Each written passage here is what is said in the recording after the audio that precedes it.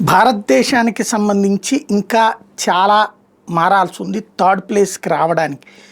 అమెరికాది $30.51 trillion GDP, దాని అప్పు $37.95 trillion. అది విచిత్రం ఏంటంటే $30 ట్రిలియన్ ఎకానమీకి $37 ట్రిలియన్ అప్పు ఉంది. అది అంటే దాని ఆర్థిక వనరుల కంటే కూడా అదనపు అప్పుల్లో ఉన్నది.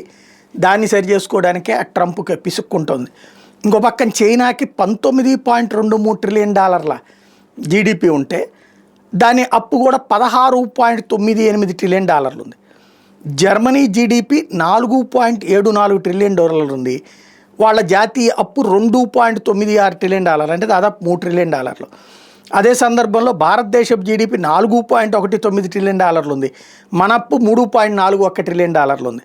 జపాన్ జీడిపి $4.19 ట్రిలియన్ ఉంది. అప్పు $9.93 ట్రిలియన్ ఉంది. డబుల్కి డబుల్ ఉంది అక్కడ.